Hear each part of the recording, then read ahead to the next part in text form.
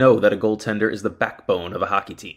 At Abundant Wealth Management, we are your financial backbone, offering financial planning, wealth management, tax planning, and estate planning services. To schedule your free consultation, head to www.abundant-wealth.com. That's www.abundant-wealth.com. Abundant Wealth Management. Live, plan, triumph.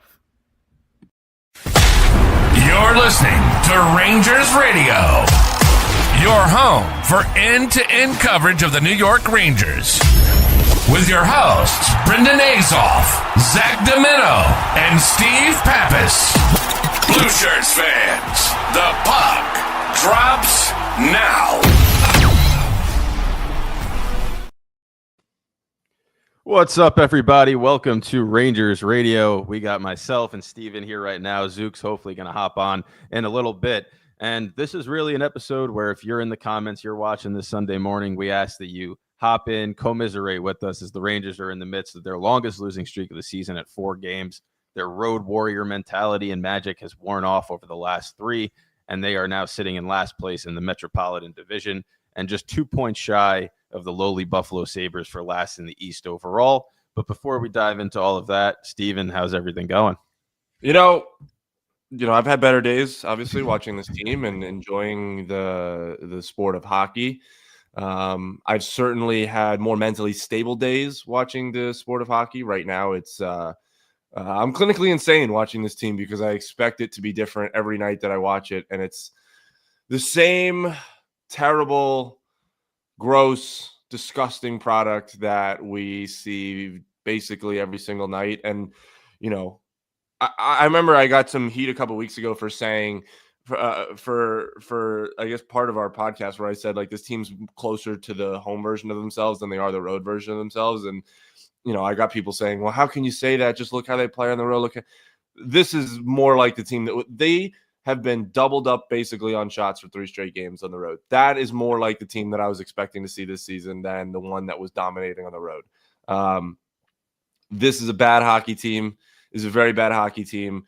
And we'll get into other things about, why this team's a bad hockey team, who on this team is a really bad hockey player. There's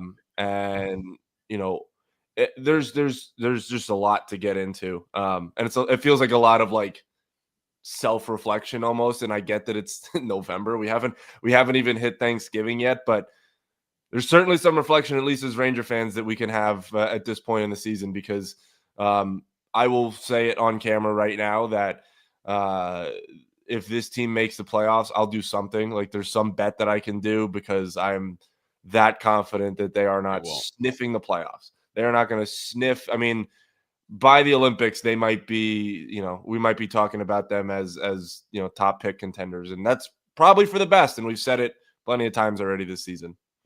Well, we're 4 days away from American Thanksgiving, which is essentially that cut point where you really get to see how close that team is to potentially being a playoff contender, not a Stanley Cup contender, but just a contender to make the postseason.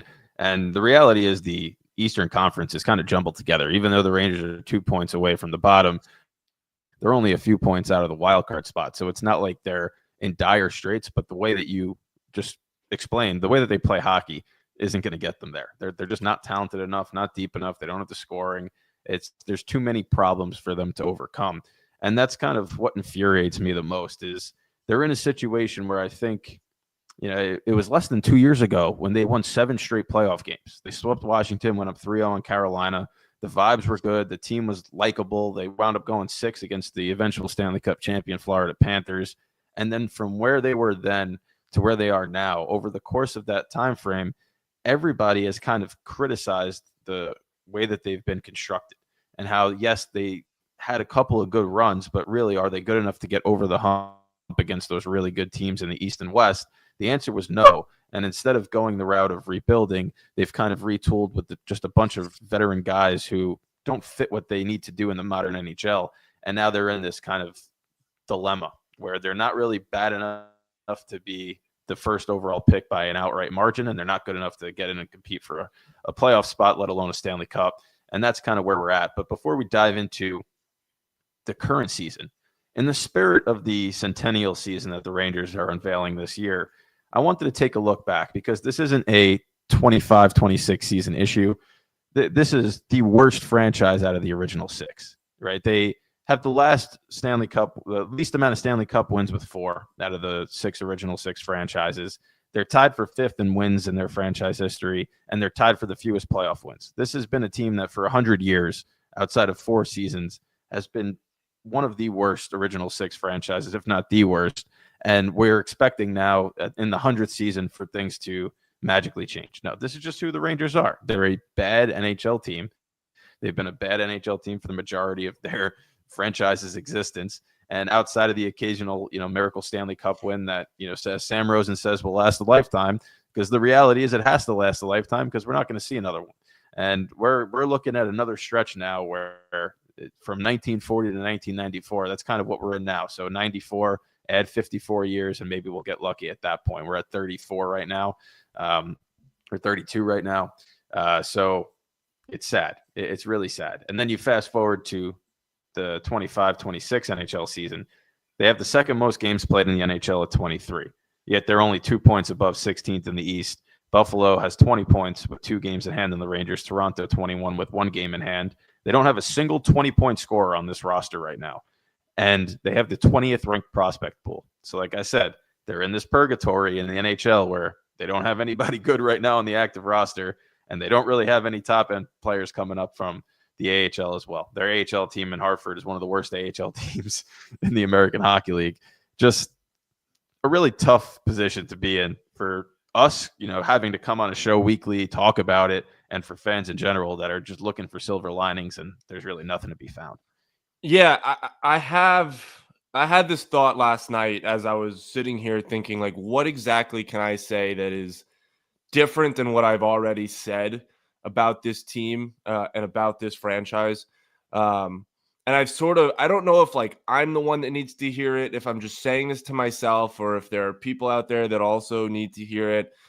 But we have to, as a fan base, become okay and understanding with this team and how they are. Like, we can't sit here night in and night out after they lose a game where they're doubled up in shots, look like they're not playing the same sport, look slow, look bad. We can't sit here and be upset about it, right? Like, we just have to now understand that this is the team.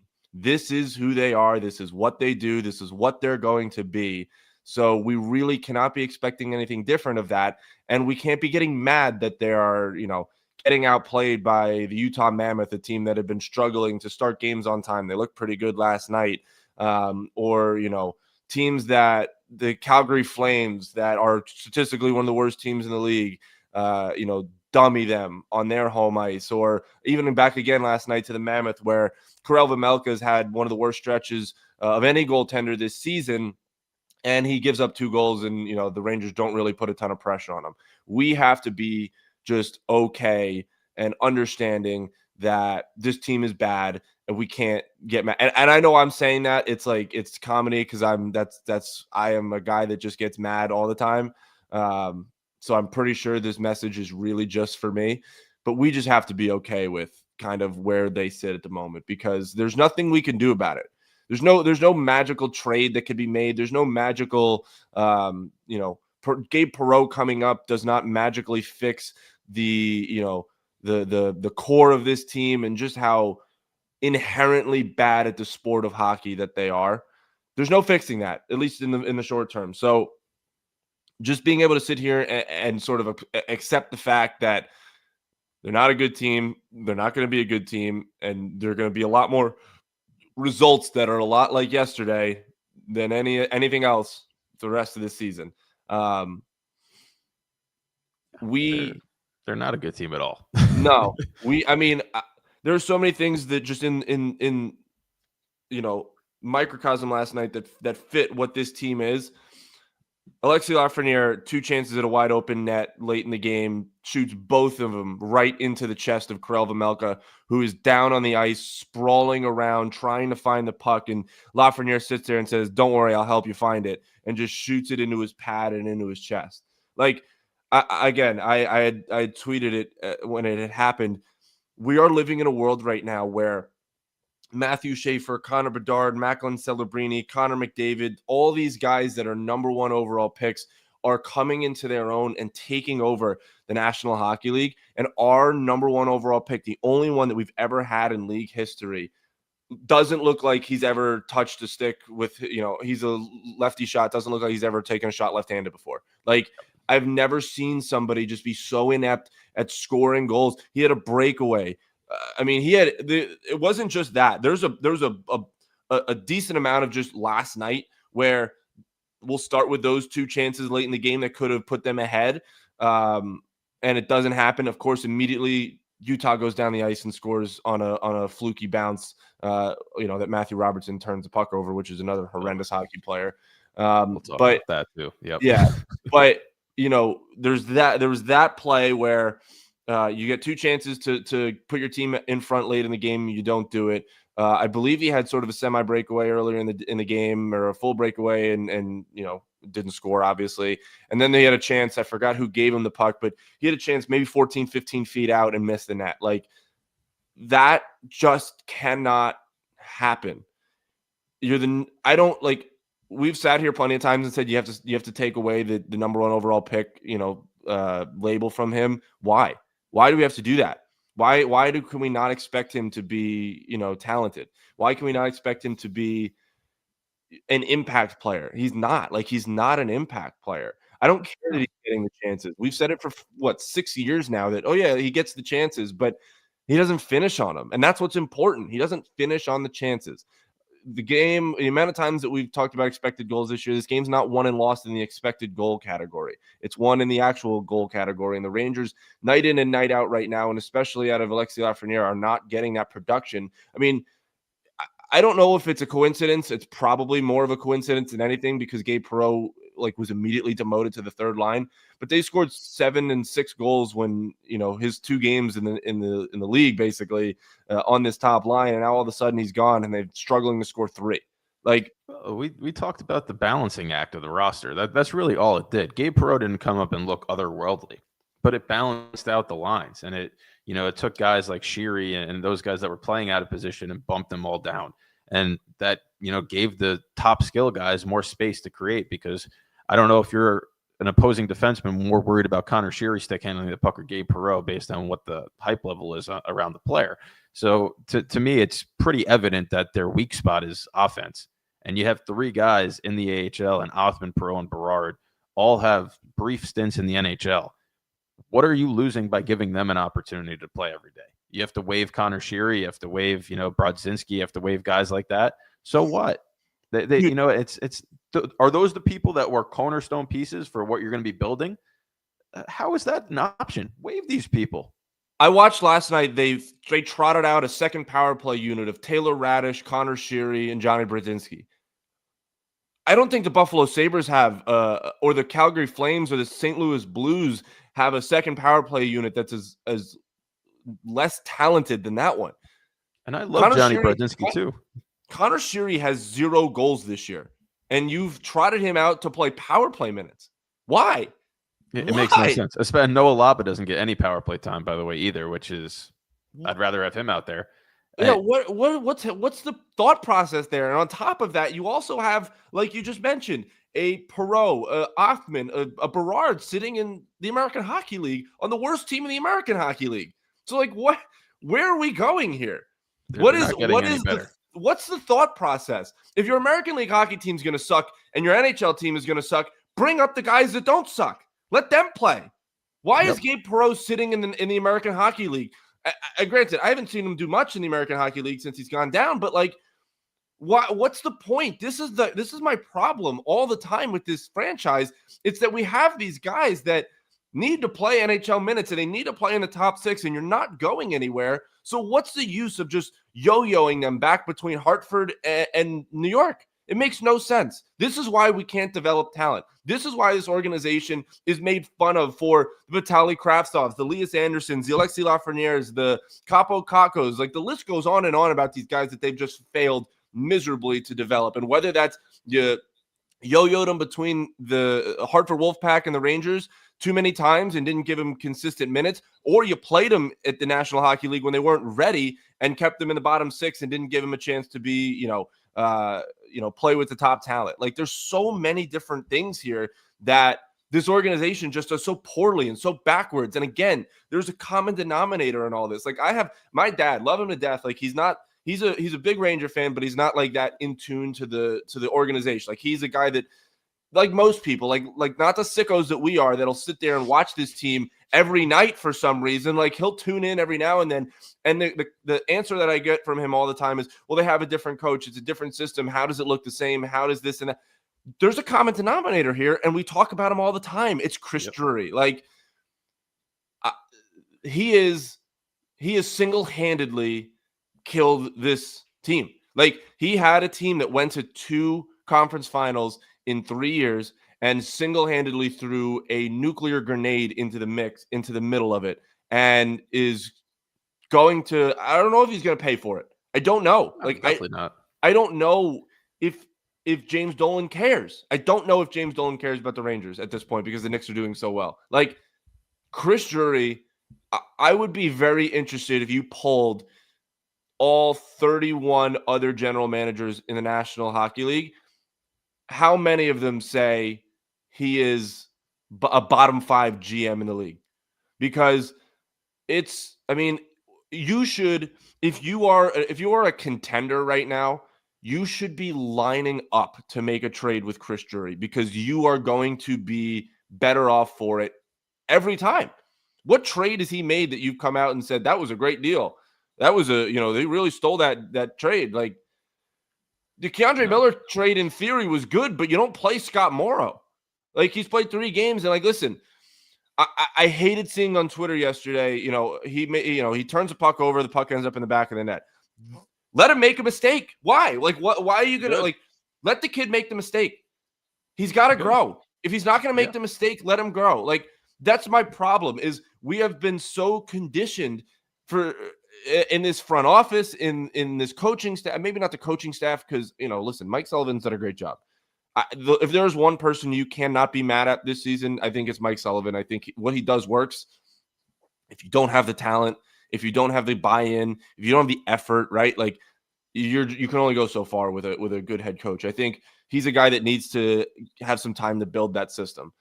But you have to allow these guys, Scott Morrow, Brett Berard, Brennan Othman, Gabe Perreault, you have to let them make mistakes at the NHL level and learn from it.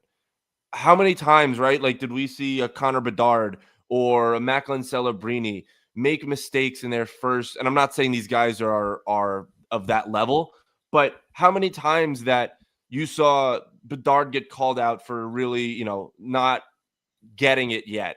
Or Celebrini, how many times was he on the ice for, goals against and not playing defense well? That's like, they've learned from that. Those are guys, and granted, they've learned from it a lot quicker than, any Ranger player could ever intend on learning the game of hockey, apparently. But they learned from it and have turned it into, they're leading the National Hockey League in points. Like, they are 20 and 21 years old. Like, they could barely drink, and they're leading the National Hockey League in points. So, if you don't let these guys make mistakes, and I know I've been ranting for so long, I'll let you go right after this. If you don't let these young guys make mistakes, you are only going to put yourself in the same situation that you've put yourself in for the last 15 or 20 years, where you cannot bring up talent, you cannot have this homegrown talent, and it leads to years and years and years of mediocrity, which is where we're sitting at right now. We are dangerously close to the Lou Lamoriello Islander territory of being bad and boring and not knowing how to get out of it. Yep. So last night, right, I was at a friend's birthday dinner. I didn't get to watch any of the first and second period, but I tuned in for the third. In the third period, I counted about 4 or 5 of those seam or gray zone turnovers by Panarin and Zibanejad, which led to rushes the other way. Jonathan Quick was terrific in that third period. It was the only reason that game remained a 1-goal game. So their best player this season has been a goalie that is 2 months away from turning 40. And that's on top of the fact that you just extended your number 1 goaltender for 8 years at $11.5 million, and he's been outplayed by the backup. And the team itself is watching A soon-to-be 40-year-old goaltender makes save after save after save, and they cannot get any juice from that. That's sign number one, that you have an absolute dumpster fire of a locker room. You mentioned the Scott Morrow turnover, right? We're criticizing Scott Morrow for the turnover. His minutes are going to get limited because of that turnover. Gabe Perreault, Mike Sullivan didn't like the matchups with some of the heavier lines that they were playing against, so he got bumped down. Those things, those are what happens in the course of the Rangers development process for their young players. And then you look at the other side and the veterans who have been by far the worst players this season and have turned the puck over relentlessly. They just don't learn from their mistakes and have continued to cost the team both defensively and with their turnovers in the offensive zone. There is no punishment for that at all. You just continue to play. You do what you do. If it ain't broke, we will fix it. And if it is broken, keep it broken. That's the Rangers motto. That bothers me.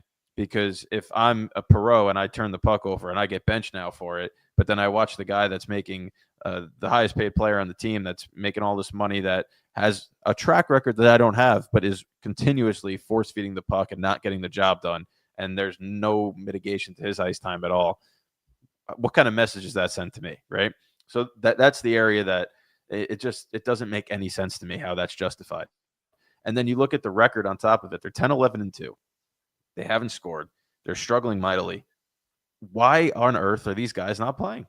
So what? They turn the puck over. You continue to lose. What's different with that?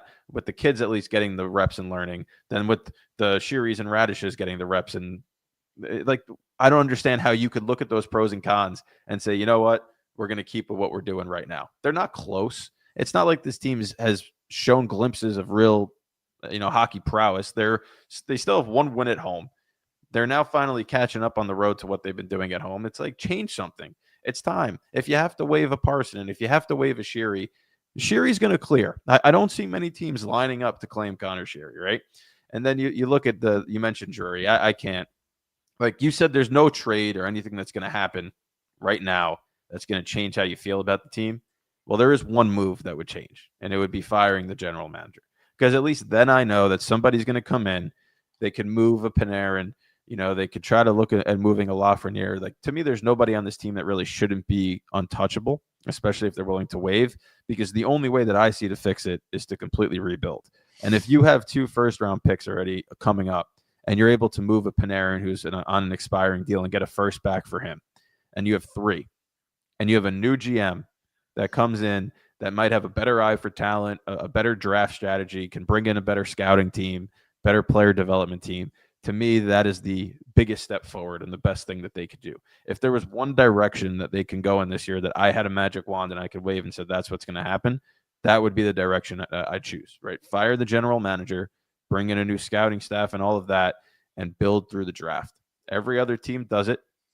And the Rangers are in a unique position where if they committed just 2 years of building through the draft, cleared up some salary cap, they're still the New York Rangers. Like when Connor McDavid, if he reaches market, they're going to be a player for that just because of who they are. When these big names do reach market, they'll be players for that. And if they build through the draft and show a team of young, promising talent that could compete in the modern NHL that has speed and is not just all 6'7" guys that can't move their puck anymore, that's a lot more enticing for these big names to come over and join than looking at, okay, who's going to be on the second power play unit? Oh, really? That looks like, a scratch house for a good NHL team. It's wildly infuriating how this team has been constructed, and it's wildly infuriating how it's just the persistence to be this mediocre team, and there's no change. And like you get the glimpse of hope. Okay, we called up Perreault. Okay, he's playing top line this game, and that's gone within 24 hours. That glimpse, and then you call up Scott Morrow, and Will Borgen comes back. He gets scratched. Matthew Robertson continues to get run out there. When Scott Morrow plays, he gets 10 minutes a night. It's like, even though you're teasing us with some of these names that you traded for or drafted, they don't get consistent enough runs to show anything. And listen, Scott Morrow is a guy that moves the puck. He's a skilled offensive player. We all know that his defensive side of the game is what needs to be worked on. Well, if you play him 9 to 10 minutes a night and he's going to try to make something noticeable happen in those 9 to 10 minutes, you're going to make him prone to the turnovers because he's forcing himself to show why he should remain in the NHL. If you say, hey, Scott, you're going to come up, you're going to play 15, 16 minutes a night, we're going to give you runway, just play free, play your game, mistakes are going to happen, you're young. You know how much weight that takes off a kid's shoulders? Whereas right now, if he makes one turnover, he knows he's going to get talked about it. And as soon as Borgen's back, he's going to get sent back to the AHL. It's like these guys are all playing with no confidence because they're scared to make a mistake rather than playing like, you know what, I want to show what I can do. I want to belong here, and I know I have the support of my GM and coaching staff. That, to me, is what it looks like.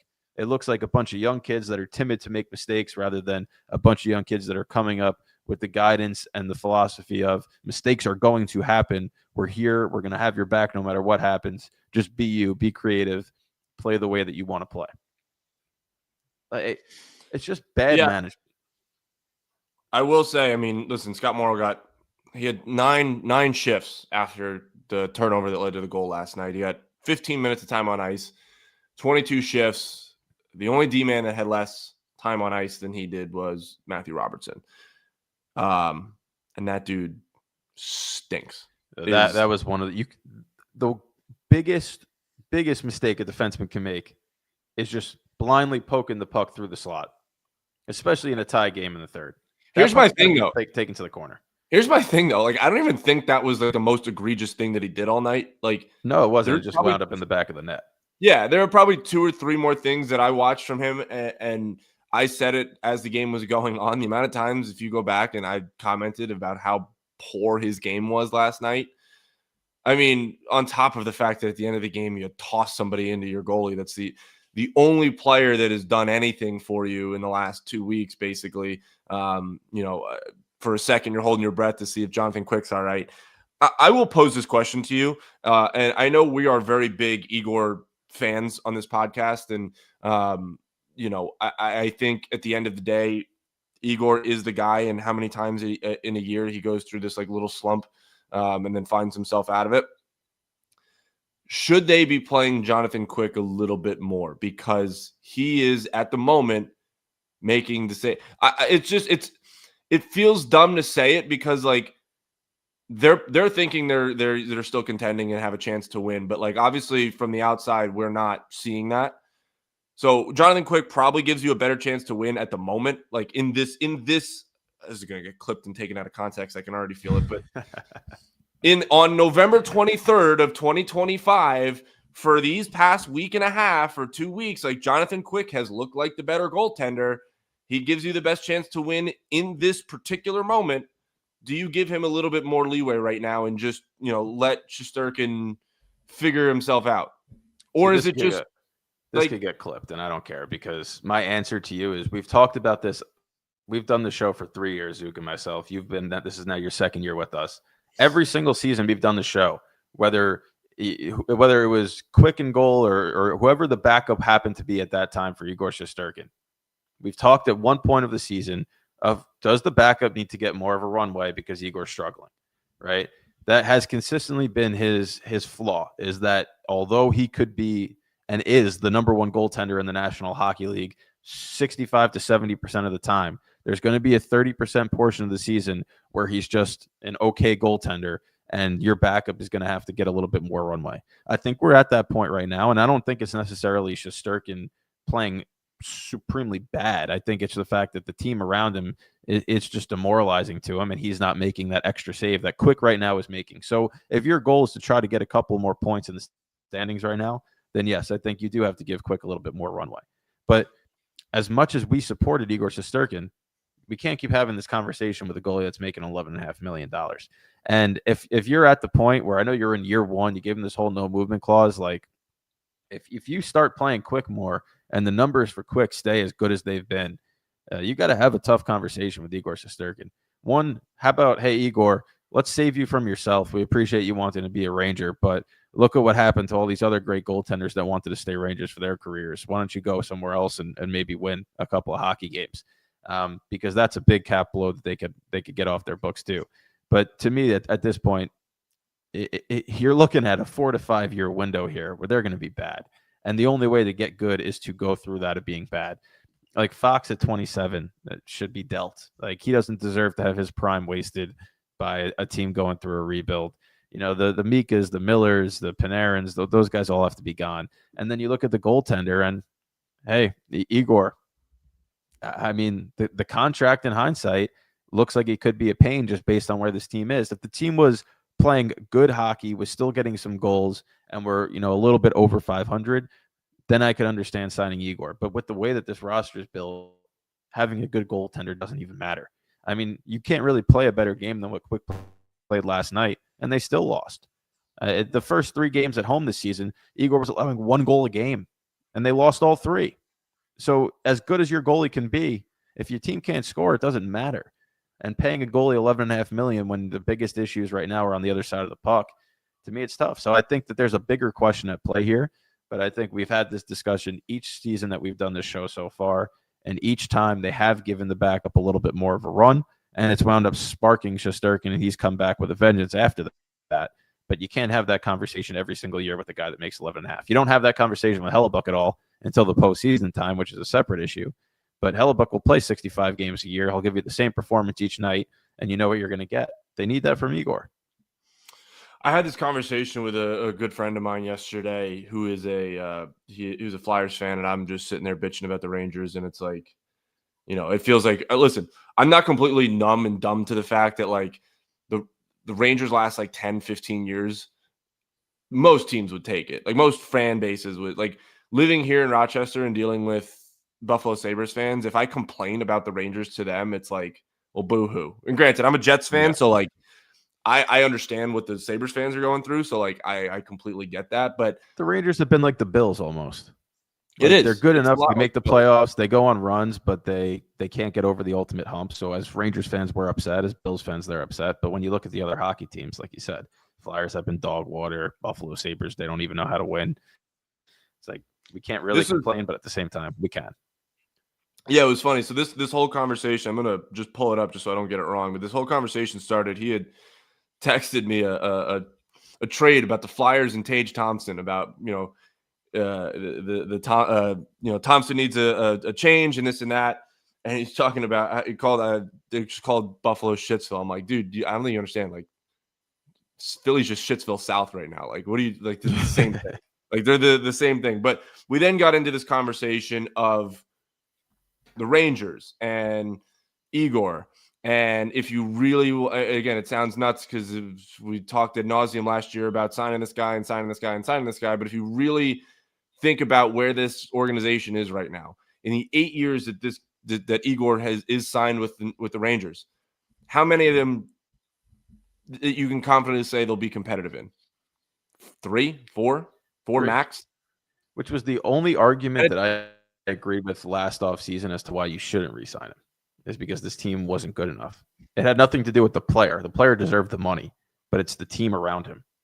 Yeah. You don't sign a number 1 goalie for 8 years unless that team is already solid. And it's the back half. It'll be the back half of those 8 years. So, like, is there a world where, I mean, granted, he's got a no move clause. So all this, again, would have to be approved by him. But, like, is there a world where somebody comes to the Rangers and says, what's your thought on Shesterkin? Like, what is the number? What would you need to get to move off of Shesterkin? 3 firsts? 4 firsts? I don't think so. The reason I say I don't think so is because I think it depends on when we're having this discussion, right? I as much as we're having it right now, I don't think this is a this year discussion. Even if a new GM comes in, I think a new GM coming in and trading Igor Shesterkin would be a death sentence for his tenure, because you don't know how the rest of that team, like, that's something that you have to have down the line, especially as you dive further into a rebuild. But if you're looking at Igor, right, you look at the price tag. I think it's a twofold answer, because it depends on how other goalies sign over the course of the next couple of years. If the price tags of the other goalies start to climb as the salary cap goes to match what Igor's making, you could probably get more for him. If they stay a little bit below it, he's still the highest paid goalie in the league. It's hard to, ask for 3 firsts. I think you definitely need a first.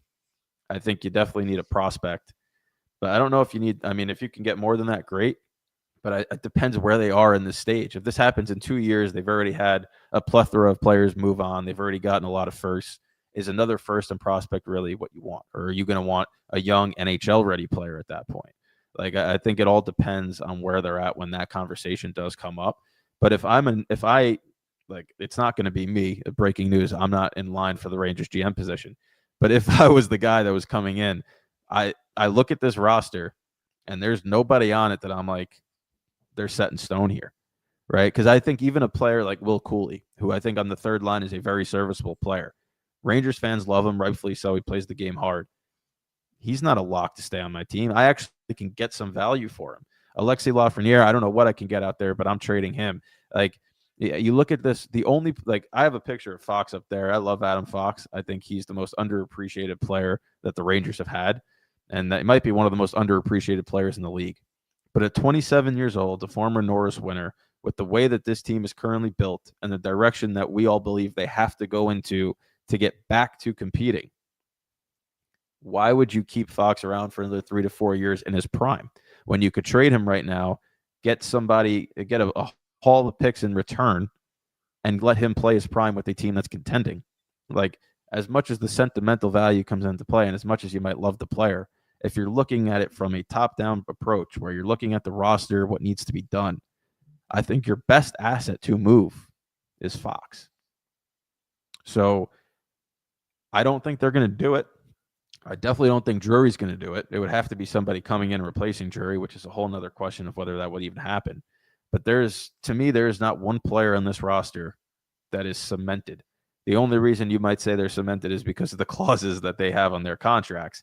And I don't think Mika's been overly bad this year, not as bad as he was last year, but I don't think he's good enough for $8.5 million. I would be asking him to waive. JT Miller, you just traded Philip Edel on a first for. You can't really ask him to waive, but Jesus, he's been their worst player this season. Artemi Panarin's in a contract year. Giving him $8 million plus for anything, and it's going to be more like $10 million, is a mistake in my mind. Trade him and get a first. Somebody will give you a first for Artemi Panarin this year. Like, these guys have to be dealt. And then you get towards the deadline, and the Radishes and those role players that teams crave to fill out their bottom six. You get third and fourth. Like, if you go into this year's draft, 2026. With a couple of firsts, couple of seconds, couple of thirds, and you have the capital to really restock that pipeline, I'll have a better feeling. And then you tell me Drury's making the pick, and my feeling will fade really quickly. But that's the direction that they have to go in. I'm okay with 4 to 5 years of really bad hockey if I believe in the direction and route they're taking. Well, that's the problem, right? Like, we can sit here and say that, like, hey, being bad in the short term is good for the long term. Do we know that? Like, do we know that Chris Drury and listen, we don't. I don't have the confidence that Chris Drury can sit here and competently rebuild this organization. I mean, you saw what he did to a team that had gone to 2 conference finals in 3 years. Like, he, for one reason or another, just immediately tore it down. It's like, if it's not broke, don't fix it. Like, nothing was broke. What are we doing? Even the moves that we praise, like, oh wow, you got Anaheim to take Jacob Trouba's full salary off the books. What a great move. First of all, he didn't deploy that salary by any means in an efficient manner. And secondly, Jacob Trouba is having a great year in Anaheim. Oh, you got rid of Kreider. He struggled last year, as the whole team did. He's been a great Ranger for his whole career, a little bit of inconsistencies, but you got rid of that full contract. Well, look what he's doing in Anaheim, the exact thing the Rangers would need right now in the NHL in front of the net on the power play. It's like, even the moves that we praise for getting cap relief. K'Andre Miller, the only way that those moves work is if you utilize that cap appropriately. The Rangers have the 5th fewest amount of cap space right now in the NHL, and they're 2 points out of the bottom of the conference. Like, every other team that has that much cap utilized is somewhere in this playoff hunt. It makes no sense to me how you could free up $14 million amongst 2 players over the course of 2 seasons, and you deployed it to Sheary, Radish, and these types of players. And when you look back at the initial rebuild letter that Gorton had put out, they started to build through the draft, right? And then all of a sudden the Panarin became available and they signed him. And all that did was it jump-started their rebuild to the fact that they were competitive again, but it also blocked the players that they were drafting from getting the legit minutes, like you just said about Bedard and Celebrini. Like, I don't think that Lafreniere and Kakko were ever going to be the level of those guys. I just don't think that they were that type of player. But imagine they came into the NHL without that top 6 already formed. And they were able to, the first 2 seasons, play together on the top line, get 22, 23 minutes a night, get power play time. Who knows where their confidence level would be now, right? I mean, Kakko in Seattle's done nothing. Lafreniere he's produced intermittently. Like, he has a 3-game stretch where he does look really good, and then he goes back to being nothing. And it's just like, if you're going to rebuild, as much as those prized free agents might be this carrot dangling right in front of your face that you're tempted by, can't do it. You have to commit. It has to be a 3 to 4 year process of building through the draft. And by building through the draft, you have to look at 3 factors.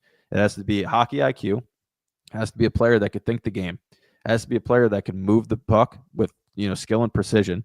And they also have to have speed.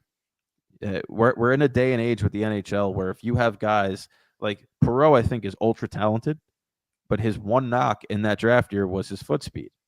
And if he cannot get to that level where he could consistently make that, NHL transition where it's a lot faster of a game, that's going to be what holds him back. You have to draft guys that are fast. I'd rather take a player at this point with the raw speed, like the Julien Gauthier style player, and hope that I could develop the other skills, because the raw speed will make a difference. Think about Michael Grabner, right? Michael Grabner had 40 goals for the Rangers, all because of his speed. His speed put him on breakaways at least twice a night. He scored on 30% of those breakaways, wound up with 40 goals just because of raw speed.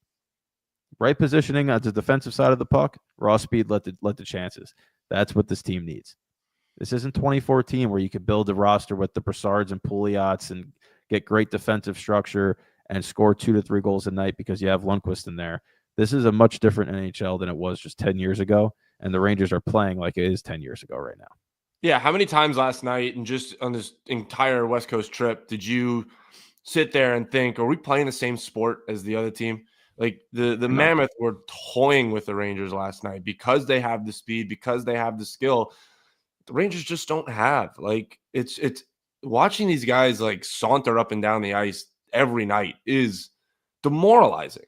It's demoralizing. Like, and then you get instances where there's, effort is questioned. That's my biggest problem, right? Like, if you're a bad team, you could be bad, but you got to be bad and care and try and show some effort. Like, that's when you lose me. That's when you lose me, is when you're just dogging it out there. That's why your JT Miller tweet blew up, because the way that you worded it was perfect with the no BS. Here's some BS, right? But yeah, the interviews that they've given, whether it's Sullivan or the players after the games, where it's like, we're doing the little things, we're doing everything, we have to be better. It's all talk, because when you go on the ice, it's lackadaisical again. That, to me, that's where you lose me big time, is when you have the talk, but you don't have any type of action to back it up. And I think that's why your tweet blew up, dude, is because that's an example of that. Legitimately, after the game, Vinny Trocheck sat there and said, he said 8 does all the little things right. That's gaslighting. Like, that's just not the case. I have video proof to tell you he's not. And that's not the only time. Like, we are being gaslit. Like we're talked to like we're stupid. That's how many times have we seen Artemi Panarin turn the puck over and dog a back check where his guy winds up putting the puck in the net? Like, I know Artemi Panarin's we're not saying this guy's a 200-foot player. That's never been his game. But, man, if you're an under 500 team and you turn the puck over, you better bust your ass to get back, because you best believe that, especially in New York, that's going to get talked about by the fan base. But the problem is the fan base sees it and talks about it, but nobody inside of the organization that could do anything about it talks about it. It's all like water under the bridge for them. That's my thing. Like, if you're going to do that, if you just don't say anything, like, that's better than saying anything. Just don't say anything. But if you then come out and say, oh, we played a really good road game, we really got to our, what are you talking about? What do you just come out and say we suck right now? We would have much more respect if they said we suck right now, and I'm not really sure how to fix it.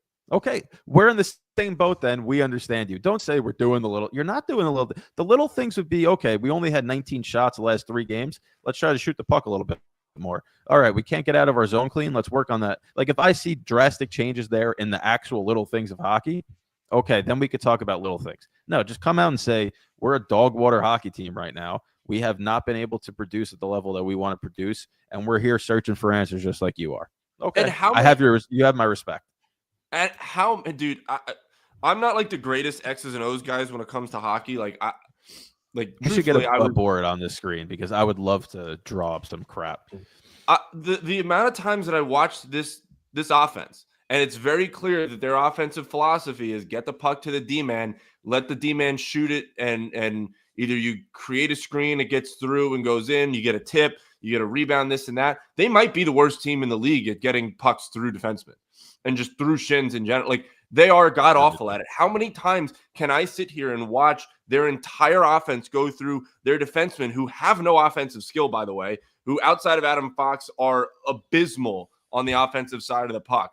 How many times are they going to have the offense go through the D-man just for it to end up with a one and done shot block turn and go the other way, and then they're giving up, chances off the rush? It's infuriating. And you watch other teams, and you watch Colorado and how they've are moving seamlessly in the offensive zone, and no one's standing still, no one's content with just getting the puck to the point, and they have some of the best offense from defensemen, but it's like, it feels like it very rarely comes from like just firing it from the point and hoping the puck goes in. It's their D-man being active and moving around the offensive zone. Like, it's such an archaic system, and it feels like I'm going at Chris Drury here, but I mean, it seems like this is, Chris Drury, it's him, Mike Sullivan here, but it feels like this is how their offense has been built for years, of get it to the D-man and hope that there's a play at the front of the net. And that's just not how good teams operate. And it's it's so mind-numbing to watch them. Zook, I know you just got here. Yeah, I was going to say, I have a couple of thoughts, but now that your parental duties are done for a couple of minutes, Zook, let's get some of your thoughts. And the Panarin thing is, it's interesting because the fact of the matter is, this is what he did. This is what he's always done, is he was just producing 110 points. So even though he didn't back check and he would give up a goal, his line would score 2. But now when he's, producing at the rate that he's producing at, it becomes way worse. But it's like the most frustrating thing in the world that he's literally the one that creates the turnovers. And at least when our bad players do that, which he may be creeping into that tier anyway, but when the really bad players do that, like a Brodzinski, he has a bad turnover, he's busting his ass back. Radish has a turnover, Shiri has a turnover, he's busting his ass back. Panarin does a soft east to west pass when he gains. Let's not even talk about the ones he does in the defensive zone, because that doesn't even give him the opportunity to get back because he's already in the defensive zone. In the offensive zone, he gains the zone. He does the thing where automatically he cuts back and he just softly passes it across the zone. The other team takes it and goes the other way. He doesn't even he glides. Like, he pushes once and then slowly glides. JT Miller does that same thing.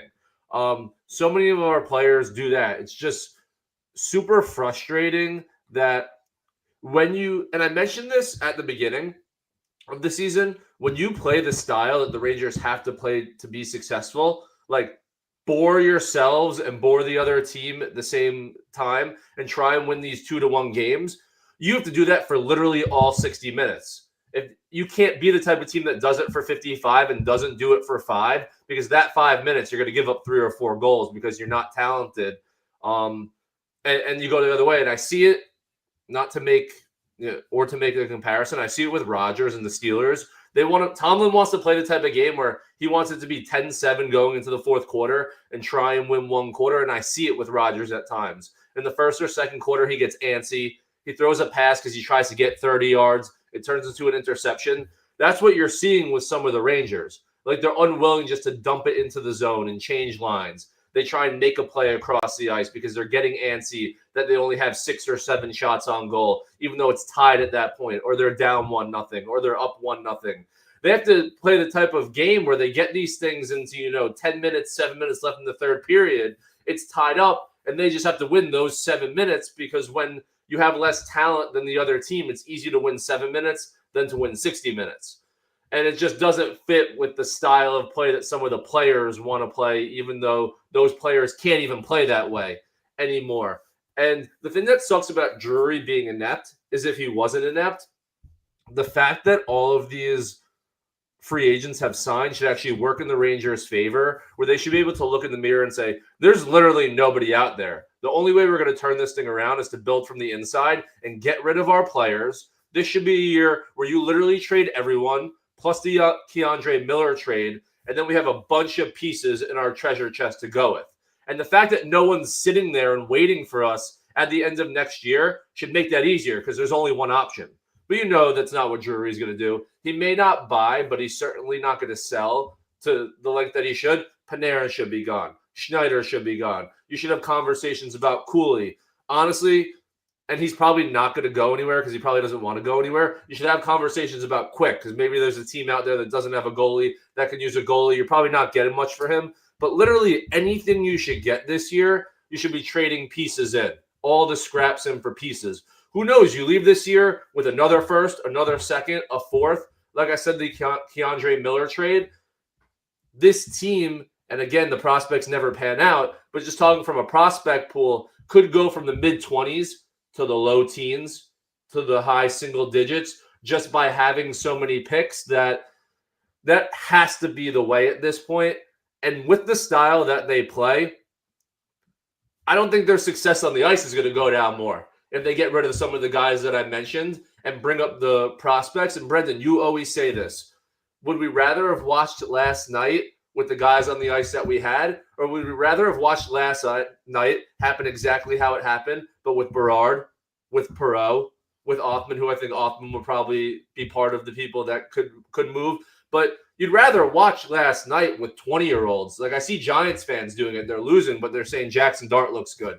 I'm excited about it. We talked about this a lot. When it was Russell Wilson, they were pissed. You know what I mean? So it's at the point right now where this team is what it is. Their best case scenario is other teams suck worse and they sneak into the third wild card.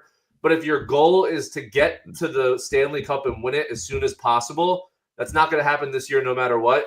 You got to trade all the piece parts away. You got to start thinking about it ASAP because you get more for people the earlier that you trade them. Yeah, really quick. Just a couple of thoughts is that before the season started, I said my biggest worry was the half wall. And I specifically talked about the defensive zone half wall where the first pass is ultra important. That's where they really struggled last year. And in the first couple of games, they looked cleaner, right? Sullivan's system was a lot more chip out, a lot more regroup, low scoring games. That's fine. But both sides now, the defensive zone and the offensive zone, the plays that they've made where all of a sudden we'll have Braden Schneider will throw everything at the net, hit every shin guard in sight. And then the one time where he should throw the puck to the net because he has a clear lane, he shoots at 150 miles an hour around the boards, breaks out the other team. It's like they don't have that touch where if you watch Colorado the other game, outside of the chances where you have Taves, Makar dicing through the middle of the zone, moving their feet, creating plays and secondary layers of offense, when they have the puck, if there's no play, it's not a wrist shot as hard as you can to rim it around. They chip it into the small areas behind the net where the defense have to actually work to get the puck, and then the next layer of attacks on them. The Rangers alleviate pressure for the defensive team. Like, if a play comes, they don't. No touch. You're if a play comes right. around the zone, right, and the defenseman steps up to make the play, I understand, like, especially on the power play, the goal is to shift where the puck's going to make the defensive side get out of position. That works once or twice. When the only offense that you have stems from you rimming it, hoping that the other defenseman gets there and that he could throw it towards the net, it doesn't work anymore because why is the other team going to chase? And half the time, the other team doesn't even have to chase because you're just rimming it to their winger anyway. And then when you flip it to the defensive zone, when the other team does rim the puck, the Rangers wingers are always the last man to get to that wall, to get to where their spot should be. And when you lose those half-wall battles every single game, you're not going to win. I know people talk about, oh, you lost the special teams, you lost the game. Oh, faceoffs are important. Oh, all these things. If you lose the half-wall battles, which happen every single shift, this is not like every other shift type thing. Every shift, there's a half-wall play that has to be won. And if you consistently lose 70 to 75% of those, you're going to be a bad hockey team. They were last year. They are this year. And to me, if you had one area of the ice that you had to watch, if you had an ISO cam that you could select on your TV, put it on the half walls, the left and right side of the defensive and offensive zone, and you will see the Rangers consistently lose puck battles and consistently lose offensive and defensive chances because of it. That Miller play, you know where that play started from and originated half from? Wall. It started from a lost battle on the half wall. I cannot tell you enough. When I was 8 years old, my coach circled those areas and said, I don't want you to rim the puck. This was his words. Now, rimming the puck has a purpose at the NHL because of how fast and strong these guys are. No rimming the puck. If you have to take a hit to continue to move it forward, you do that because if you rim the puck and you lose those battles, it creates chances through the middle. 8 years old, he told me that. We start other teams' rushes, Brendan, based on what you're saying. Like they get, and also like who are we rimming it around to? Like you said, even when it gets there, Matt Robertson a lot of times is fumbling it at his feet, and even if it gets to him, they're going the other way. We don't have these defensemen that are even worth rimming it hard to anyway, even though that's not the right play. And half the time, the winger is intercepting it on the rush back towards us while our defenseman stands flat-footed because he's getting ready to receive a puck that's never going to get to him. It's all backwards. It's all backwards hockey, and we don't have any skill to match it. Like we see mosh posh from other teams where their structure doesn't work sometimes, but they have a player or two that can by themselves carry the puck through the zone and settle things down. We don't have that. I mean, sporadically we see Fox settle things down. He'll get the puck, he'll hold it for an extra second. He's really the only guy that can do it. And most of the time that's happening on the power play where it's 5-on-4, so you should be able to settle it no matter what. It's just not.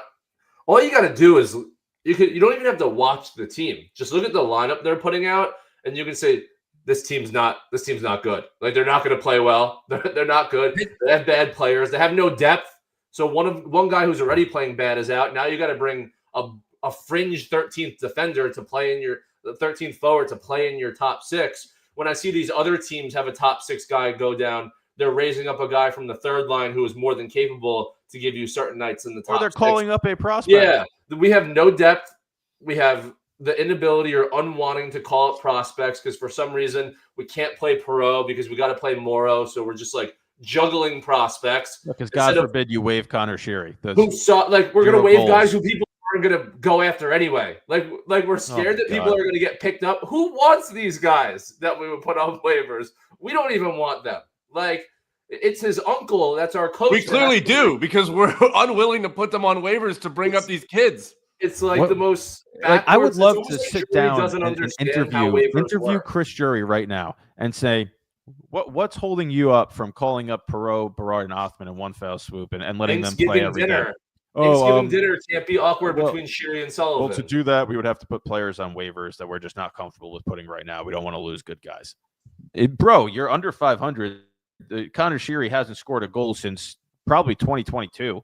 I don't know what he played 5 games last year. He played 5 games. Parsonen is sitting here, right?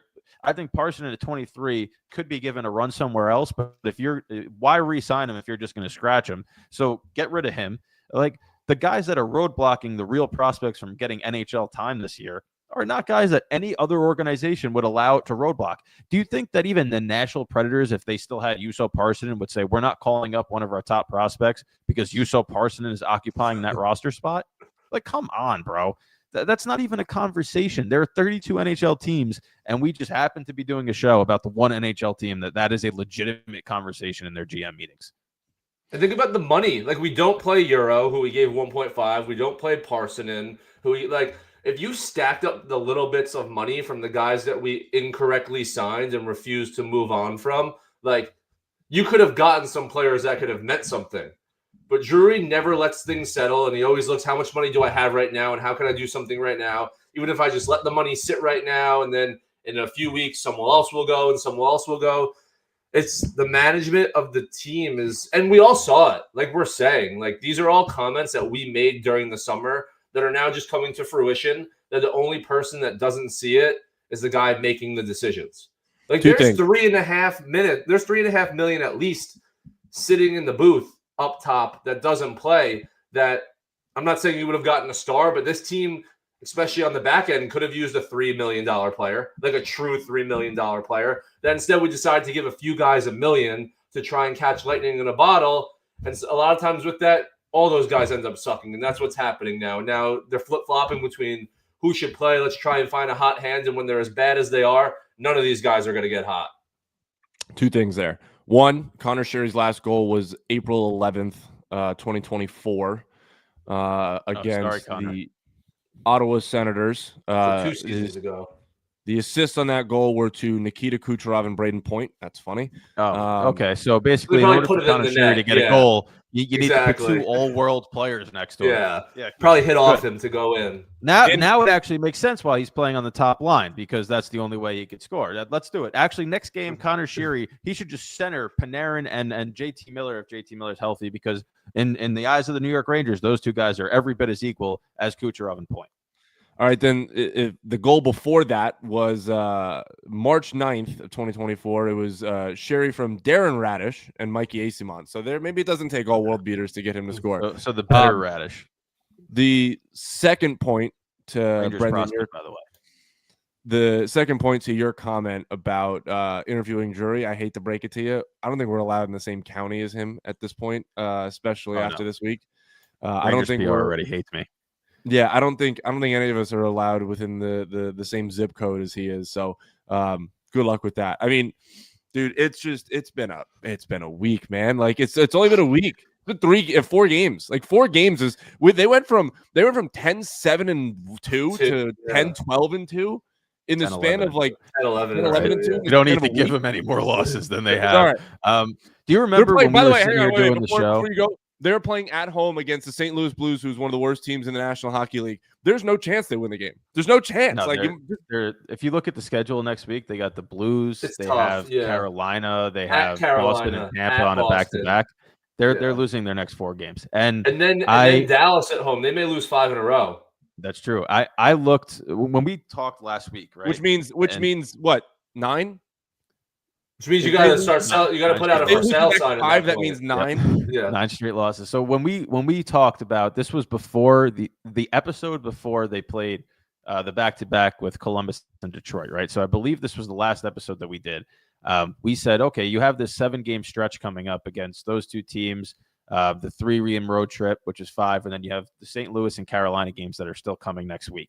And we said over that stretch, if you can go like 4-2-1, then you can give us something, right? You could give us something to look at. And of course, what have they done? They won that first game. So we started looking good. We're like, okay, 1-0, 1 in a shootout. And then they've lost the next 4. So right now, the 4-2-1, 4-3 stretch that we said they needed to have over those 7 games is now sitting here at 1-4.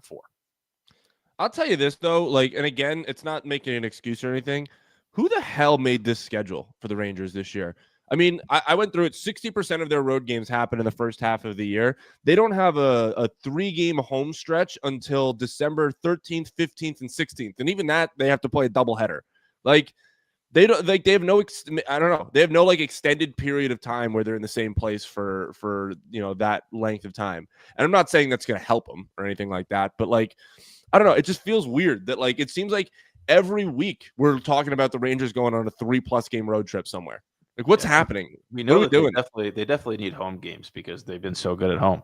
Well, that's At the end of the season, they play like a crazy amount of home games, Yeah. and they end on a 3-game road trip. But like, if you look at March is like mostly at home, and February. they but play at like that point, they play at that 7, point, they hopefully, play 7 Stroh straight. and Berard and all the prospects are up. Well, because I'm that at the point necessity- now that where necessity. the only way this season is a success is if Drury gets let go and this team is sitting there with a top 3 pick in this draft. The top 3 in this draft, if they go with McKenna, if they go with the guy that's tearing up the Swedish league right now, like the top 3 in this draft, you're going to get a really good player. That's a type of really good player that's hard for you to really mess up, especially if getting that top 3 player means that they've already moved on from a couple of the bigger names that are roadblocking some of the other guys. To me, that's the only way that I look at the season and go, you know what? It was for a good cause. If they wind up just not really doing much, they stay pat, they're just meddling throughout the entire season. They have their 2 firsts, but they're not, top picks. It's like, what did we just go through the last 24 months for? The thing that sucks is because it happened last year.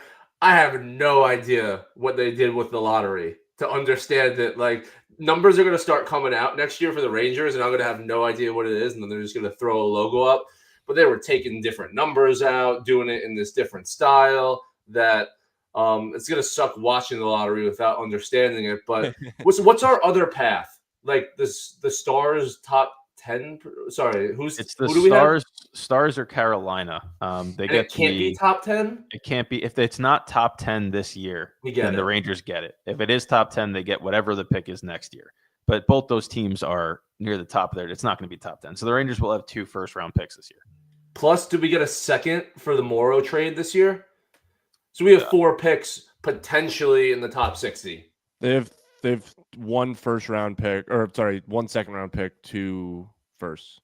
Yeah, they did get a second. Oh, we traded our second and then got a second, probably for like someone who sucks. Or the second might have been 2027. Okay, so I mean, so No, three the picks, second they hopefully in did- the top 60. The second they did get in the Morrow trade. They got that pick and Scott Morrow in the Keandre Miller trade. So we don't have ours anymore. We don't. They traded their second round pick. I forgot when or why or to who, but I know they did not have a second round pick to start the year. So, I mean, this is listen. We've like I said, we just have to sort of come to, at least when we watch these games right now, have to come to the fact that like the results are going to be the results. They're not going to win a ton of hockey games, and we should just know that by now. But again, it's just hammering home the point that like none of us trust the guy at the top to make the right decision in this team's what should be rebuild. And this is the Nemeth. This is the Nemeth second rounder that we gave away. Yes. We attached to Patrick Nemeth. Yes. Patrick Nemeth. Have we talked about Igor at all? I don't want to keep us too long, but did we talk about Igor at all? Briefly, but I mean, you got whatever you got to say. We did. To summarize before you give your Not thoughts, happy. we talked about how Jonathan Quick right now is the better goaltender, and I said that there is going to have to be a time when, if a new GM replaces Drury, that might be a contract that you look at having to move, just because of the fact that, one, he deserves a better organization around him, and he doesn't deserve the curse of Rangers goaltenders. But two, you can't pay a guy $11.5 million if consistently we're going to have conversations, especially on the show, about should the backup get more playing time. 100%, because he crossed the threshold with this contract where it's not if he's bad or not anymore. Because again, I don't think he's been awful most nights. He's got to be your best player on the ice most nights, getting that contract. And I know a lot of these analytics are iffy if you watch the Rangers and look at the type of shots they're giving up, but I think he's now in the bottom 10 for goals above expectation for players that play mostly. Like, he's getting beat like a drum if you shoot it at high glove side, and people are just picking on him.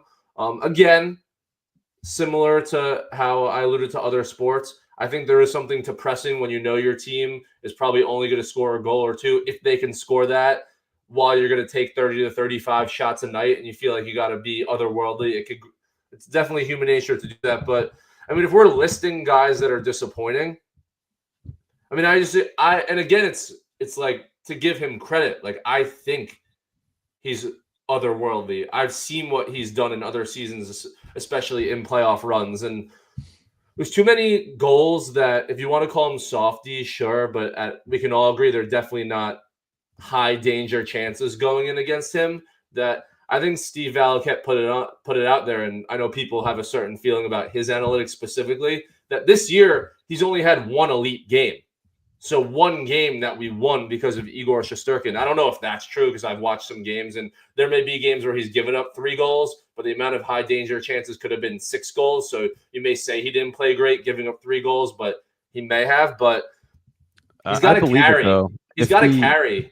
If the category is elite game means he stole the game and they won, well, even the elite games he played early on, they didn't win. They didn't win. Yeah. So he's got to carry. Like, when you're getting $11.5 million to be a goalie, there's just got to be a week where you're like, fuck it, I'm playing all 3 games, and even if they shoot 150 shots, I'm going to give up 0 to 1 goals a game. And, like, there we go. And there we go. Go 3-0, go 2-0-1. And I know what I'm saying could be somewhat impossible. This man crossed the threshold when getting the contract that he got, that he's got to do the impossible. He's got to score the goal. He's got to save the goals that people are like, that's an impossible shot to save. That's kind of the crown he's got to carry, that he asked for $11.5 million. And to your point, Brendan, maybe in a few years we'll see what happens with the cap. Like, we would have to eat some of that money, or we would have to take someone back from a team that makes up a certain amount of that 11.5, because it's not like he's playing lights out and we're losing because we suck. He's not playing great. So I don't even know how you move off that contract. You would have to get super creative, because what is it, 8 for 11.5? Yeah. I said to Steven before, I was like, it really depends on if say we're looking at this 3 years down the line. If And at other that goalies point are between- goalies have signed and for they're getting more. But they have 1 second-round pick this year, no 4th. They have no second or 4th round pick in the 27 draft. So they have places that they can add draft capital that's much needed right now by making trades. And you look at some of the guys like the Radishes and the Shiris, Brodzinskis, like you might be able to get a 4th round pick and replenish that and have at least one pick in every single round this year. And if you are willing to move Artemi Panarin and get a first for him, and you could have 3 first-round picks in this draft, that is a quick way, like you said. Look what the Islanders just did. Like Yep. I know that the Islanders got Schaefer, and the Rangers could have gotten Schaefer had they lost one of those Islanders games just based. And I'm not even going to wish any. I love Matthew Schaefer. I know I'm not supposed to talk well about the Islanders, but Matthew Schaefer's a great kid. His story's great. He's been everything that team could have asked for and more from a first overall pick defenseman. So I wouldn't wish him playing for the Rangers at all. But if you look at what they did last year, right? They had 3 first-round picks. They improved their prospect pool exponentially, and now they're actually getting more play out of some of these top picks in Matthew Schaefer, but they're also getting a better, just all-around play from the rest of their lineup because the new GM came in and kind of fixed some of the holes that they had and replenished it with some skill guys and speed guys. If you look at where the Rangers are, they're 1 first-round pick away from having 3 first-round picks in this year's draft, potentially having a top 3 pick because of how bad they've been with one of those first-round picks, and just a couple of moves away and a new GM away from maybe looking at this roster and adding some, like Emil Heineman, who the Islanders picked up from Montreal, has been great for them. Skill guy, speed guy, does the little things.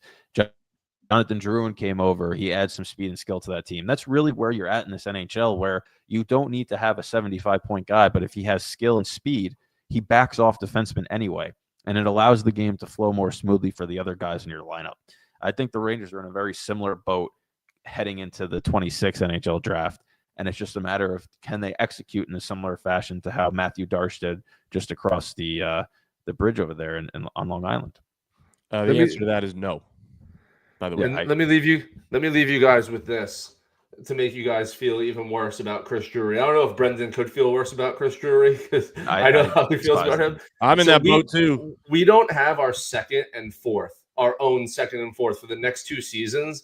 This year, the second is because we offloaded Nemeth, and the 4th was to get Jack Roslovic, which we also assigned that could have turned to a 3rd, and we're lucky it didn't. And then next year, by the way, Jack Roslovic is lighting it up in Edmonton. Yeah, because that's what happens. And then next year, we don't have our 2nd because we traded for Riley Smith, who then we gave up. And we don't have our 4th because we traded it for Chad Ruhwedel.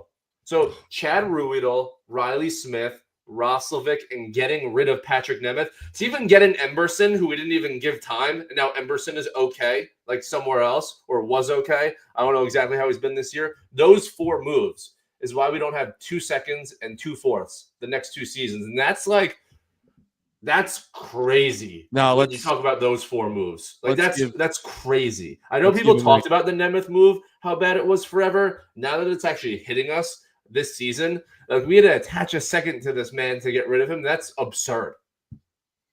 But and like the thing that we do is we traded Kravtsov for a 7th this year. Like we got an extra 7th for Kravtsov, the guy that we drafted in the 1st round. Like when you look at the Rangers, I'm on this site that it says like how they got and gave up every single pick they have. It's astounding. It's astounding. It really is. We keep giving up higher value picks for shitty players and then trading our prospects that never panned out for lower picks. Like that's the Rangers' mechanisms. But let's keep giving the guy that keeps making those moves an extension, right? Like that's the way to go. We did get a 2027 for Phil. I don't. Somehow we got like a pick from the Predators where they traded Philip Tomasino to the Penguins. So I think we got their 4th next year. I don't even know if that's the case if I'm reading it right. But Riley Smith, Chad Ruhwedel, Jack Roslovic, and getting rid of Nemeth is why we don't have 2 seconds and 2 fourths for a team that you can't poo-poo fourths when we have as barren of a prospect pool as we have. You just got to get as many guys as you can and get them in the system and hope that they pan out, because that's the Rangers' real problem, on top of the fact that the guys they've gotten haven't panned out. We're constantly giving away 2nd, 3rd, and 4ths for deadline moves for guys for the rest of the season, that then we can't at least pick guys there just to replenish it. And I have no misconceptions of how often a round 4 pick is going to pan out. But if you literally never pick in the 4th round, you have no chance. And you got to think over the course of time, some of these guys are going to turn into hopefully top 6, but more likely bottom 6 guys that then you don't have to go out there and get the Radishes, get the Shiris, give a 1.5 to Parsonen to not pay him, and be able to build from within. For those Ranger fans that might be, pick. by the way, for those Ranger fans that might be new here and don't know who Patrick Nemeth is, if you go on his transaction chart, one of the last transactions that he had with the Rangers was coming off of COVID-19 protocol. So that's how long ago we're talking right now. That's how long ago Patrick Nemeth was in the New York Rangers. The fourth round pick that you just alluded to, Zook, in the trade with Nashville and Pitt for Tomasino was the fourth round pick that the Rangers sent Pittsburgh for Ruedel. So we got that pick and then gave it up. So we gave up that pick, then Pittsburgh used it. So that's why it's showing on the Rangers board. So they don't have a fourth or second next year in 27, excuse me. But it like you just said, it's really just a matter of there's no way to feel good about the prospects of a rebuild versus the prospects of the current team just because of who's running it right now. And if Drury had come in and he did a couple of things that were questionable, but they worked out, and he wasn't the one that verbally tanked the entire organization last year, led to all this malcontent, and now where we're at currently, you could say, okay, maybe he has a run at trying to rebuild, but he's hired 3 coaches. He's been given as much leeway as any GM I've ever seen. He can't be given any more leeway to be in control of that. And like you said, I don't know if Dolan's going to fire him. And if he doesn't, and we're sitting here at the 26th NHL draft, the Rangers have 2 first-round picks, and the man making those decisions is Drury. Odds are, no matter who's on the board, it's going to be somebody that played for UMass, Boston, or Harvard, and it's going to be an American forward that's 6'4", has no skating ability, but can hit somebody every once in a while. And goes to one of 4 schools that Drury likes. Yep. He has to go to Michigan or one of the wherever Boston he has schools. Alumni connections. That's where players get drafted from. I can't talk about it anymore. We've talked about this for over an hour and 15 minutes. So, you guys got any final thoughts before we wrap up? Because we have we're not going to do a show next week because of Thanksgiving, so we'll get a little bit of a reprieve.